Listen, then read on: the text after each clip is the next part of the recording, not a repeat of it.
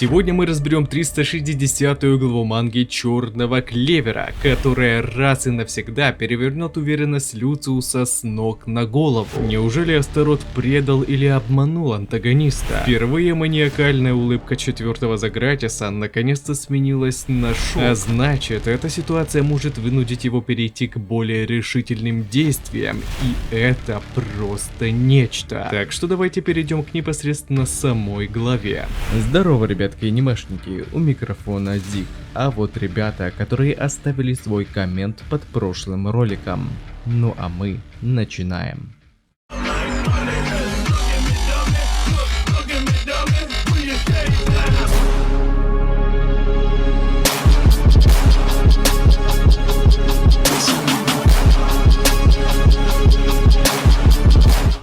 Итак, на связи 360-я глава манги Черного Клевера. Переводил ее сам, и так как я не профессионал, а любитель, могут быть ошибки. Прочесть ее сможете по ссылке в описании, как только я закончу ее обработку, так что я надеюсь на вашу поддержку за такой скорый выпуск глав. Повествование начинается с небольшого отрывка сражения Ноэль и Асии Сильва, в котором водная принцесса показала нам новую форму заклинания Рев Морского Дракона, бафнутого силой ее нового фамильяра Левиафана. И в целом, даже его новый устрашающий облик подтверждает то, как именно сила Дьявола Хаоса повлияла на итоговую мощь Ноэль. У меня как раз на канале вышел даже подробный ролик на эту тему, где мы разобрали происхождение этого якобы морского бога, мифическое это существо или дьявол, его силу и влияние на саму Ноэль. Так что рекомендую его к вашему просмотру, видос вышел действительно стоящим.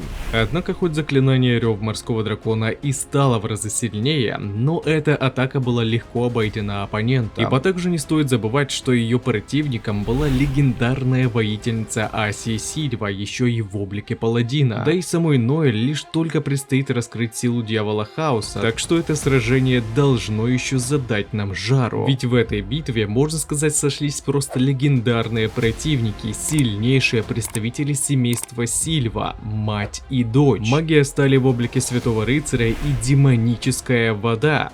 Вот как оно все интересно обернулось. Что ж, с нетерпением буду ждать продолжения этой битвы. А пока нас переносят непосредственно к самому антагонисту, который будто без особого труда постепенно щемил Юна, при этом еще и успевая противодействовать звездным лучам. Но несмотря на его уверенность, Люциус отметил, что Гринбериал, благодаря огромной мобильности магии звезд и магии ветра, в этой безусловно напряженной схватке он смог поспевать за скоростью передвижения и предугадывания противника. Что сказать, ему даже удавалось находить моменты, чтобы контратаковать. Однако четвертый Загратис все еще мог видеть будущее, что, будучи сконцентрированным на сражении, позволяло ему без особого труда определить направление и предотвратить любую атаку. И именно в такой момент, схватив вражеский клинок огромной силой Люцифера, Люциус готов был подвести итог этого сражения, ибо всего одного его касания к Юна хватило бы, чтобы подчинить себе его душу. И будучи полностью уверенным в своей победе, в последнюю секунду Гринбериал наконец-то демонстрирует нам свое четвертое оружие Духа Ветра, Дух Нотуса, создав штормовой щит, который способен отразить любую вражескую атаку. Юна в который раз показывает, насколько тщательно он подошел к своим тренировкам и к тому долгу ответственности, которая легла на его плечи. Вот только такой внезапный поворот вогнал антагониста в ступор, ибо он не понимал, что это было за заклинание. И ведь такого не было в его тысячах вариантов будущего, которые он все так дотошно пересмотрел. Более того, Гринбериал стал двигаться еще быстрее, сумев моментально настигнуть противника, нанеся ему небольшое ранение. Сейчас Люциус вообще не понимал, что происходит. Он был в шаге от победы, а тут все вдруг перевернулось. Ему казалось странным, что Юна, выросший в королевстве Клевера, оказался настолько сильным. Ведь из всех его предсказаний только лишь в одном Гринбериал смог достичь истинного могущества. Это было в мире, где не произошло истребление королевской семьи на его родине, и в этой одной из вероятностей он все еще дальше продолжал накапливать силу. Но даже ему потребовались многие годы для того, чтобы овладеть магией звезд. А тут в настоящем, в котором принц королевства Пик по идее должен быть слабее, на деле смог овладеть магией звезд всего за год, достигнув того же самого могущества, что и при самом худшем варианте варианте развития событий для злодея. Однако, продолжая сражаться с ним, Люциус осознал, что ошибся. Юна достиг даже большего уровня силы, нежели это все предсказывалось благодаря магии времени. Неужели Астарот и его магия предали или солгали четвертому Загратису? Он ведь все так тщательно спланировал и четко действовал согласно предсказаниям будущего, но в итоге, при всех благоприятных условиях, он получил абсолютно противоположный результат. А хорошо присмотревшись к полю битвы, Люциус осознал, что эта аномалия произошла абсолютно со всеми остальными. У Ноэль не было такого будущего, где бы она смогла достичь такого огромного уровня силы. Невероятно опасного противника Мериалиону должен был уничтожить Морис еще в самом начале сражения, а Фуэгулеона так вообще не должно было быть в живых, а он почему-то здесь находился. Именно этот момент и стал переломным в окончательном уничтожении уверенности Люциуса. Он больше не понимал происходящего, и все это время антагонист задавался вопросами, как и что произошло не так, что так сильно исказило итоговое будущее, почему нынешний Юна, будучи самым слабым по сравнению со всеми временными линиями, все еще шел до самого конца, даже в сражении с Верховным Дьяволом Люцифера, как его противник смог достичь такой силы. И тут его осенило. Он не смог увидеть будущее этого мира, поскольку на него повлияла аномалия в виде Асты. Именно благодаря его влиянию на окружающих и его антимагии, из-за которой Люциус не может видеть будущее этого мальца,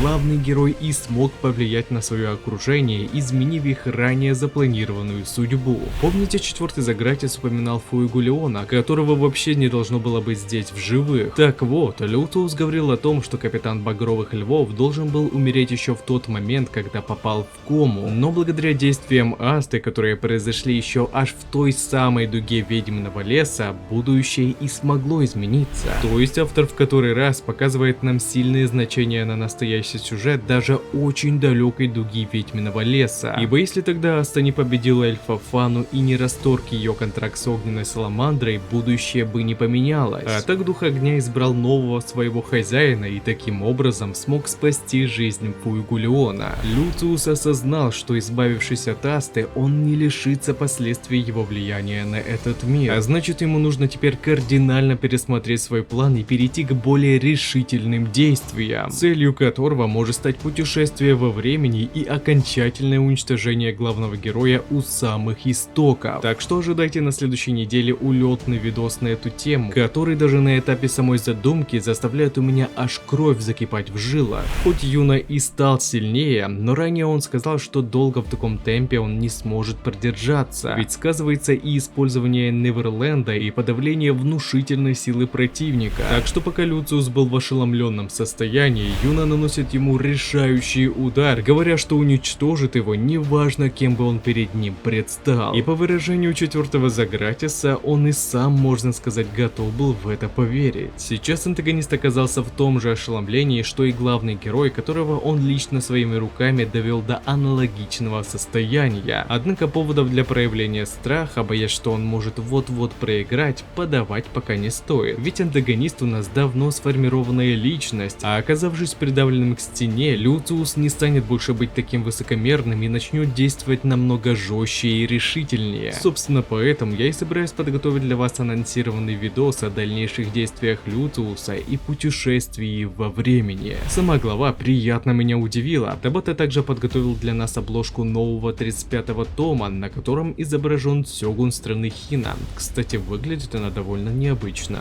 Но согласитесь, еще никогда не было так приятно видеть, как самоуверенный антагонист начинает мешкаться и становиться уже не таким уверенным, как раньше. А самое крутое было в том, что хоть Асты в этой главе и не было, но он по сути был центром сегодняшнего повествования. Что ж, начинают сбываться мои предположения насчет Люциуса, и мне уж не терпится увидеть следующую главу. А на этом ролик подходит к концу. Пишите свои мысли по поводу этого ролика, выскажите свое мнение, что вам понравилось, а что не понравилось, и несколько комментариев попадут в следующие ролики. Если тебе понравился ролик, тогда лайк и подписка для меня будет лучшей благодарностью, а также не забываем про колокольчик, ведь в последнее время не всем приходит уведомления. Всем спасибо за ваш просмотр, мирного неба вам над головой и всем пока-пока.